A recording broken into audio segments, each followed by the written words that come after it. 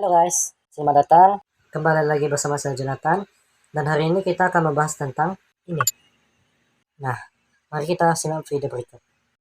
Drone merupakan pesawat tanpa pilot. Pesawat ini dikendalikan secara otomatis melalui program komputer yang dirancang atau melalui kendali jarak jauh dari pilot yang terdapat di dataran atau di kendaraan lainnya. Awalnya UAV merupakan pesawat yang dikendalikan jarak jauh, namun sistem otomatis kini mulai banyak diterapkan. Perkembangan teknologi membuat drone juga mulai banyak diterapkan untuk kebutuhan sipil, terutama di bidang bisnis, industri, dan logistik. Dunia industri bisnis drone telah diterapkan dalam berbagai layanan, seperti pengawasan infrastruktur, pengiriman paket barang, pemadam kebakaran hutan, eksplorasi bahan tambang, pemetaan daerah pertanian, dan pemetaan daerah industri.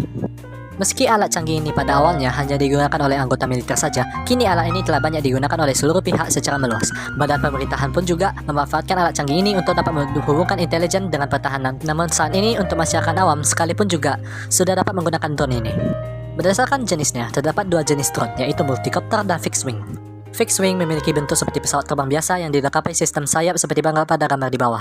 Tipe fixed wing memerlukan desain aerodinamika pada sayap dan badannya sehingga perancangannya cukup rumit.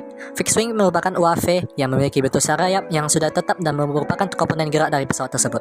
Sedangkan multicopter yaitu jenis drone yang memanfaatkan putaran baling-baling untuk terbang seperti pada gambar di bawah. Multicopter dibagi menjadi dua, yaitu single rotor dan multi rotor. Yang tipe single rotor ini, ia hanya menggunakan baling-baling tunggal, sedangkan yang multi rotor menggunakan 3 hingga 8 baling-baling rotor, yang mana dimanfaatkan sebagai penggerak dan gaya angkat, sehingga drone tersebut dapat terbang dan berfungsi dengan baik. Prinsip kerja drone multi rotor beroperasi menggunakan 4 rotor dan 4 buah baling-baling. 2 rotor berputar melawan arah jarum jam dan 2 yang lainnya searah jarum jam. Karena kombinasi inilah sistem ini mampu mengendalikan gaya angkat pesawat melalui kondisi torsi yang seimbang. Ketika dilihat dari segi vertical take off and landing ke aircraft atau VTOL, multirotor mampu melakukan pitch, yaw, dan roll menggunakan kontrol dari 4 rotor. Nah, untuk quadcopter sendiri, ia memiliki ketentuan tersendiri terhadap variasi kecepatan perputaran setiap baling-balingnya untuk dapat melakukan pergerakan tertentu.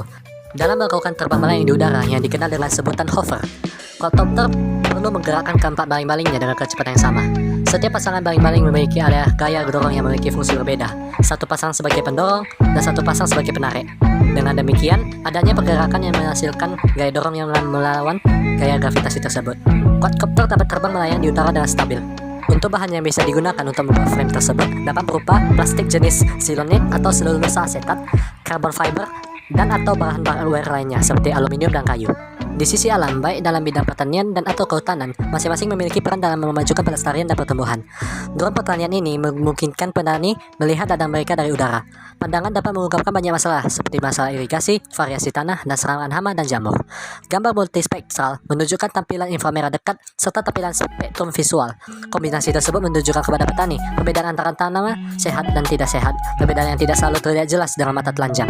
Forestry atau kehutanan memiliki sektor yang sama dengan pertanian yang lain. Namun, penggunaan drone ini diperuntukkan untuk aplikasi termasuk inventarisasi kerusakan hutan.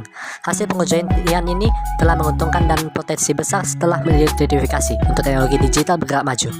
Manfaat drone untuk kehutanan antara lain memperbaiki perencanaan pengelolaan hutan, dokumentasikan tindakan, mendeteksi dan mengolah hama dan penyakit, mengelola dan mencegah kebakaran hutan, serta mengelola hutan tanaman berskala besar. Demikian dari saya, terima kasih atas perhatiannya.